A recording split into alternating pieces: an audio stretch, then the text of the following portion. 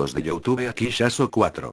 Hoy les contaré unas leyendas urbanas. Bueno, espero que les guste, aunque, mejor voy a otro lado para contarlo, como a un lugar de miedo. Bueno, vamos. Bueno, ahora sí, comencemos. Una de las leyendas urbanas más espeluznantes que circulan desde hace años es la de una madre que accidentalmente acaba con la vida de sus 3 hijos en el mismo día. Una leyenda no apta para corazones sensibles. Natalia era una madre feliz, trataba a sus 3 pequeños con gran ternura y comprensión, aunque más de una vez la pudieran sacar de sus casillas. Los 2 primeros de sus retoños vinieron casi seguidos, 6 y 7 años, y la tercera, una preciosa niñita de 7 meses, que aunque inesperada, fue recibida con el mayor cariño y amor que una familia le puede entregar. El único pero que le podía poner Natalia a su abundante familia era que su marido casi no pisaba su casa. Su aburrido trabajo como contable les daba una cómoda posición social, pero le mantenía ocupado todo el día, e incluso cuando estaba en casa siempre estaba rodeado de papeles del trabajo. Por lo que Natalia tenía que ocuparse de sus hijos sin ninguna ayuda, y en algunos momentos eso podía ser extenuante. La noche anterior al fatídico día, la más pequeñita de la casa había decidido celebrar un concierto nocturno y Natalia casi no pudo pegar ojo. Agotada y casi arrastrándose, llegó a la cama a las 4 de la mañana tras dejar a la niña en la cuna. Cuando se empezó a quedar dormida, escuchó el grito de su segundo hijo en la habitación contigua. De un salto se levantó y fue corriendo a la habitación que compartían sus 2 hijos mayores, y se encontró a Mario, el mediano en edad, visiblemente asustado y llorando sobre su cama. Parece que había tenido una pesadilla y del susto se había hecho pis encima, algo que por desgracia se había vuelto muy habitual desde que nació su hermanita. El niño se había convertido en un príncipe destronado y su comportamiento dejaba mucho que desear, y era capaz de cualquier cosa con tal de llamar la atención.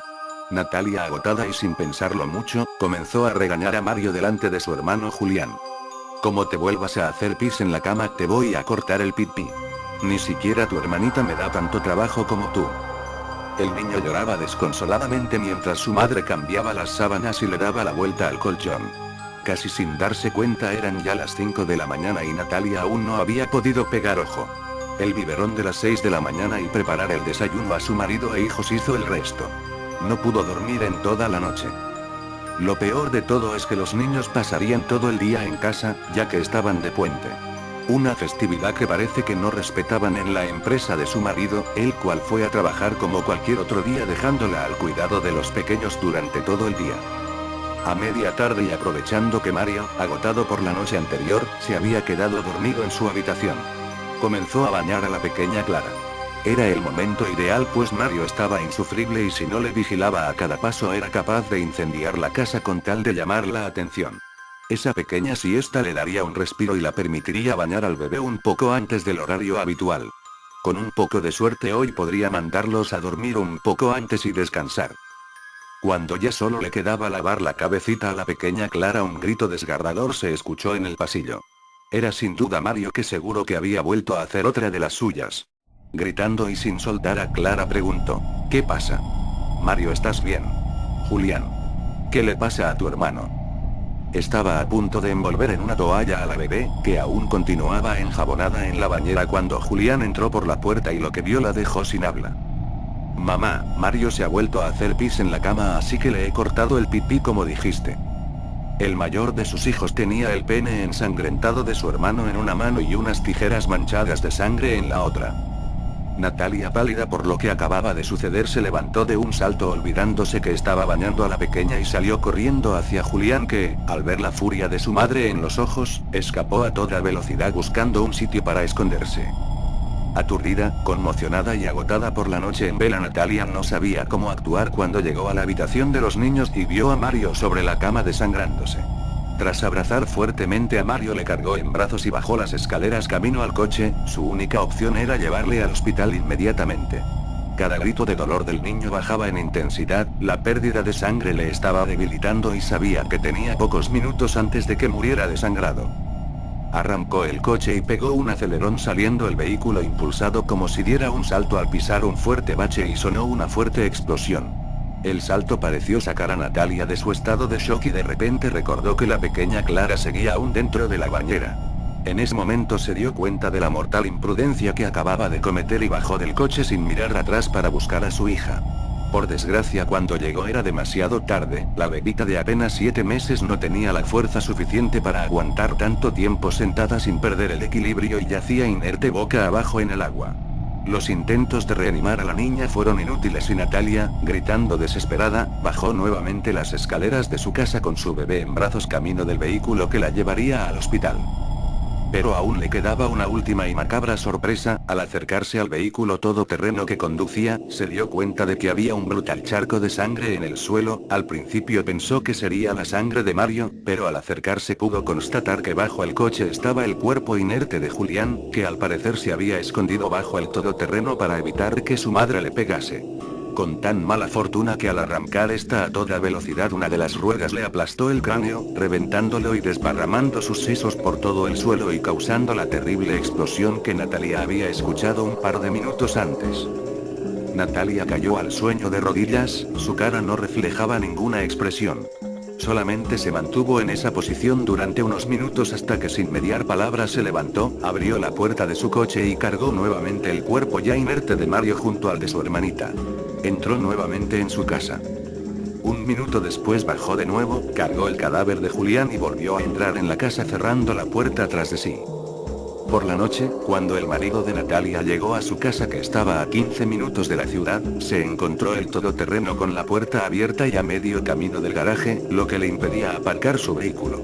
Se acercó al coche de su mujer y se manchó el zapato con lo que parecía una viscosa mancha de aceite, cerró su puerta y se dirigió a casa en la que todas las luces estaban apagadas. Al entrar gritó: «Natalia. ¿Dónde estáis? ¿Por qué tienes el coche en mitad del garaje?».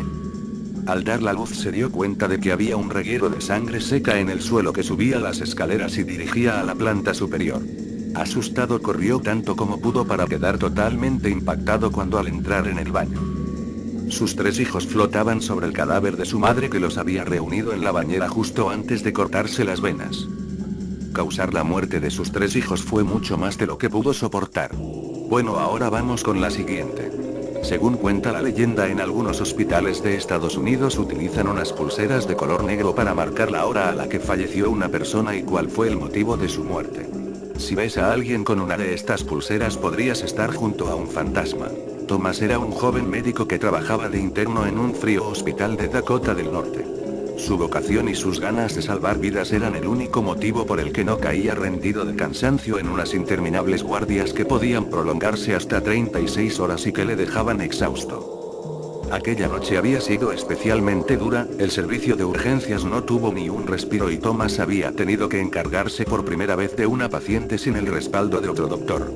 Luchó por la vida de la chica, que no debía tener más de 22 años, durante más de 2 horas, pero desde que llegó se había considerado un caso perdido y en el hospital decidieron priorizar a otros pacientes que tenían más posibilidades de sobrevivir. Los daños que había sufrido la joven en ese accidente de tráfico múltiple eran tan graves, que incluso si Thomas hubiese conseguido obrar un milagro y la chica hubiese sobrevivido, las secuelas hubiesen sido tan graves que probablemente habría quedado en estado vegetativo. Los médicos más experimentados del hospital habían acudido en la ayuda de los otros accidentados y decidieron bautizar a Thomas con un caso imposible para que un primer fracaso le hiciera comprender lo dura que es su profesión y no empezara a creérselo demasiado.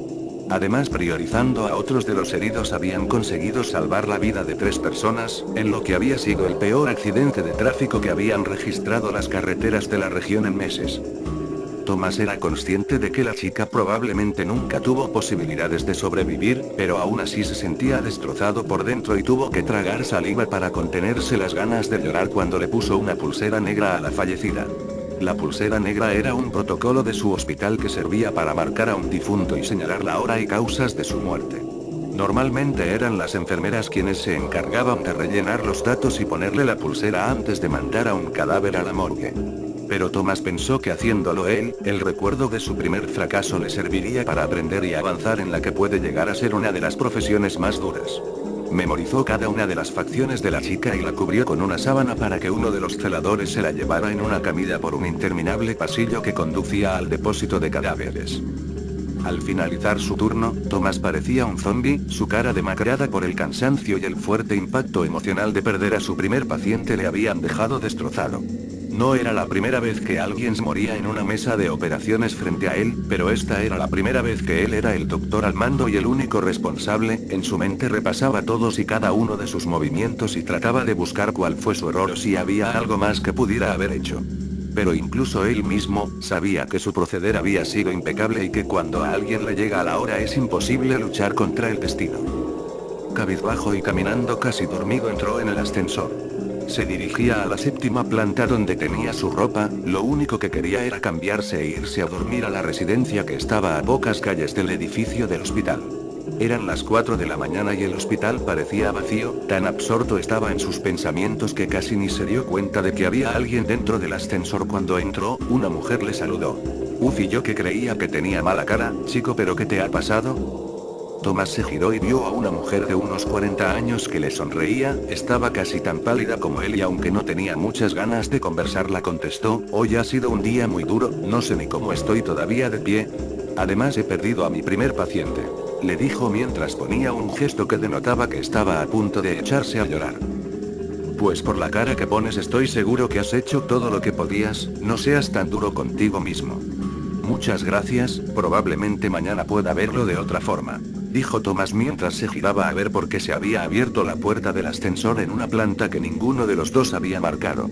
Al mirar fuera vio la silueta de una joven en mitad del pasillo. Al terminar de abrirse la puerta del ascensor comenzó a girarse lentamente hacia ellos. Tomás al ver la cara de la chica dio un salto hacia atrás y pegó la espalda a la pared del ascensor mientras señalaba a la chica que había fuera y trataba de decir algo sin conseguir articular palabra. De repente pareció recuperar el control de su cuerpo y se abalanzó hacia el panel del ascensor presionando repetidamente el botón que cerraba las puertas. La mujer que había en el interior del ascensor se quedó mirándole perpleja cuando la puerta se cerró cuando faltaba menos de 1 metro para que la joven que había fuera entrara en el ascensor. Esa chica, dijo tartamudeando del susto. Yo mismo la vi morir, no pude hacer nada para salvarla y le puse esa pulsera negra. La mujer que se había mantenido pegada a la pared sonrió y mientras levantaba el brazo le preguntó, ¿una pulsera como esta? Tomás se giró a mirarla y vio como en su muñeca había una pulsera de color negro, idéntica a las que usan en el hospital. El joven médico se desmayó del susto y en su caída agarró fugazmente el brazo que le mostraba la mujer con la que había compartido la charla en el ascensor. Minutos después encontraron a Tomás aún desfallecido en el suelo del ascensor. Todos atribuyeron su desmayo al cansancio. Pero él sabía que lo que había pasado era real, en su mano tenía una pulsera negra que había arrancado sin querer del brazo de la mujer que había en el ascensor mientras caía desmayado. Al revisar la pulsera pudo comprobar que la mujer había fallecido 2 años antes en un accidente de tráfico muy similar al de la chica que quiso salvar. Ahora la última, bueno, comencemos. ¿Es aconsejable ayudar a alguien que necesita nuestra ayuda? Nuestro instinto nos dice que debemos ayudarnos los unos a los otros. Pero a veces sin saberlo nos podemos poner en peligro o caer en una trampa. La Segunda Guerra Mundial había acabado, pero el daño que habían causado los alemanes durante la ocupación y sobre todo durante su repliegue tras perder la batalla de Normandía había dejado al pueblo francés en la más absoluta miseria. Con muchos de sus cultivos incendiados y sin casa y ganadería, comer se había convertido en un privilegio al que solo unos pocos podían aspirar. En medio de este caos acceder a un trozo de carne o un huevo era casi imposible y solo en el mercado negro se podía conseguir un alimento fresco que llevarse a la boca. Por supuesto sus desmesurados precios eran controlados por un grupo de gente sin escrúpulos que eran capaces de ver morir de hambre a sus compatriotas con tal de aumentar su fortuna. No es por eso extraño que se pagaran relojes de oro, joyas heredadas generación tras generación u obras de arte por un simple mendigo de pan. Monique, la protagonista de esta historia, no era ajena a la situación. Durante la ocupación se había visto obligada a ofrecer sus encantos femeninos a los soldados alemanes para poder comer. Por este motivo entre una multitud de gente casi famélica, por un hambre prolongada durante meses sino años, Monique destacaba por su lozanía y por tener algún kilito de más, algo totalmente inusual y que la hacía verse más atractiva que la mayoría de las mujeres de su era. Monique sabía que esa era su mejor arma para seguir consiguiendo comida, pero la situación se había vuelto tan tensa que ya nadie parecía requerir sus servicios, preferían comer, que su compañía. Un poco angustiada por el hambre, que por primera vez empezaba a sufrir desde que comenzó el conflicto, recorría el mercado buscando a alguien a quien poder convencer para que le diera una pieza de fruta o un trozo de pan. Algo de carne era algo impensable ya que el único puesto que aún la despachaba tenía unos precios prohibitivos y sus distribuidores parecían inmunes a sus encantos. Mientras miraba con la boca hecha agua como fileteaban un trozo de carne para un señor que había ofrecido como pago un collar de oro, un viejecito cayó casi a sus pies. La turba de gente que se agolpaba junto al puesto de carne había empujado al anciano, quien había recibido un fuerte golpe en la cadera y parecía no poder levantarse. Tal vez la moral de Monique no fuera la más adecuada, pero sin duda la chica tenía un gran corazón y como un resorte se agachó a ayudar al señor para ayudarle a levantarse. El viejecito aún dolorido le pidió que le ayudara a salir de allí y le guiara hasta unas escaleras que habían cerca para poder sentarse un rato.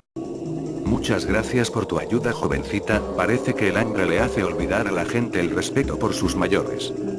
Esto es un verdadero caos, dijo Monique. No debería acercarse a ese maldito puesto de carne, las personas se vuelven como animales cuando empiezan las pujas. Pero si no me hubiera acercado ahora no tendría esto, dijo el anciano mostrando un paquete con aproximadamente 1 kilo de carne.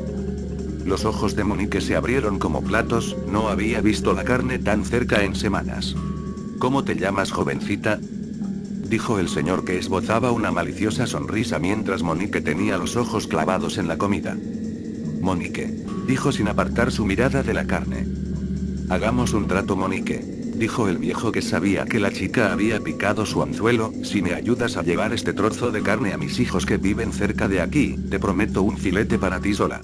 Al fin y al cabo un favor se paga con otro y yo casi no puedo caminar con el dolor que tengo en la cadera.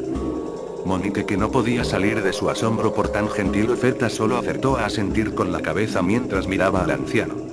Este le extendió el paquete y le pidió que esperara un momento mientras escribía en un papel que metió dentro de un sobre que posteriormente cerró. Ya de paso aprovecho para que le entregues esta carta a mi hijo Matías, dijo el viejo quitándole importancia. Si no, no se va a creer que te he prometido un trozo de carne por el encargo, jeje. Tras despedirse del señor, que aún se sujetaba la cadera con la mano en un claro síntoma de dolor, Monique se dirigió hacia la dirección indicada. Quedaba al otro lado de la plaza, cruzando el mercado, pero algo le perturbó cuando había avanzado solo unos metros. Uno de los vendedores en el puesto de carne parecía esbozarle una sonrisa, pero no una de esas que le regalaban los hombres para ganarse sus favores, había algo perverso o malicioso en ella. Bajó la cabeza un poco asustada y como si su instinto femenino le avisara, sintió que algo raro estaba pasando. Se giró para mirar al anciano, pero allí ya no había nadie. ¿Cómo podía haberse ido tan rápido y escasos segundos antes no podía ni levantarse? Continuó su camino hacia la dirección marcada, pero había algo en su interior que le decía que tuviera cuidado, una especie de intuición o sexto sentido que le pedía que saliera corriendo y nunca entregara esa carne. Pero como ya habíamos dicho, Monique era una chica honesta que se veía incapaz de robarle a un anciano y a pesar de su miedo, prosiguió con su encargo. Pero algo la detuvo una vez que llegó al lugar marcado, la dirección exacta estaba en un oscuro y recóndito callejón que quedaba oculto de la mirada indiscreta de todo el que paseara por la calle principal. Ligeramente asustada por la idea de que el viejo hubiese ideado un plan para violarla, decidió que lo mejor era no arriesgarse, así que ofreció una moneda de pequeño valor a un muchacho de la calle para que terminara el encargo. Le esperaba en la esquina mientras observaba cómo el chiquillo llamaba a una sucia puerta de madera en la que se abrió una mirilla por la cual un hombre se asomó para ver quién había llamado y comprobar que no hubiera nadie más con él. ¿Es usted Matías?, dijo el chico, su padre le envía esta carta y este paquete de carne.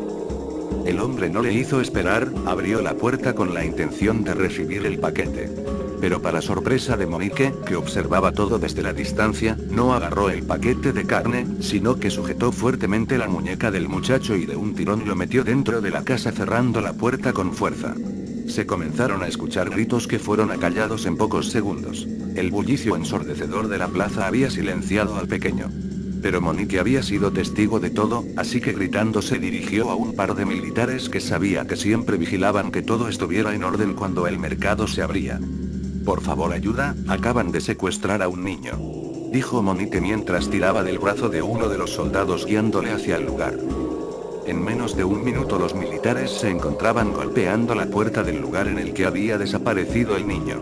Un fuerte alboroto se escuchó en el interior del edificio, un par de hombres vociferaban y golpeaban la puerta desde el interior, parecía que estaban colocando muebles y otros objetos pesados para evitar que se abriera con las patadas de los soldados. De repente el ruido cesó y segundos después, por una de las ventanas que habían en el tejado apareció un hombre que velozmente saltó al edificio cercano y desapareció de la vista de Monique, quien gritando avisaba a los militares que estaban escapando por arriba. Un segundo hombre salió y los soldados advertidos por Monique le dispararon, uno de los disparos le acertó en pleno corazón y cayó rodando por el tejado hasta el vacío, golpeando el suelo con un golpe atronador a unos metros de Monique. Tras un par de minutos, los militares se cercioraron de que nadie más saliera por la ventana y regresaron a la puerta, que empezaron a golpear con más insistencia hasta que consiguieron abrirla lo suficiente para apartar los muebles con los que los delincuentes habían formado una barricada temporal que impedía acceder al edificio. Cuando consiguieron entrar se quedaron estupefactos, uno de ellos tuvo que salir inmediatamente mientras vomitaba, su estómago no pudo soportar el presenciar tan macabro espectáculo. De un gancho colgaba el niño boca abajo con la garganta degollada, un cubo debajo recogía toda la sangre. A escasos metros había una mesa que parecía usarse para separar la carne del hueso y donde se podían ver restos humanos como pies, manos y una cabeza. Junto a unos cuchillos ensangrentados habían varios montones de carne humana que ya estaba lista para ser empaquetada. Mientras, Monique, ajena al matadero humano que habían visto los militares, se acercó al hombre abatido por los disparos, al mirarle más de cerca le reconoció como uno de los hombres que despachaban carne en el mercado. Pero lo que más le llamó la atención fue que de uno de sus bolsillos asomaba el sobre que le había entregado el anciano. La mujer se agachó y tras recogerlo decidió abrirlo, en su interior encontró escrito lo siguiente: esta es la última que os envío hoy, las ventas van mejor que nunca. Por supuesto, cuando los soldados fueron al puesto de carne ya no quedaba nadie allí, seguramente el hombre huido había conseguido avisarles. Bueno, hay que volver a la habitación porque esto ya me está dando cosa XD.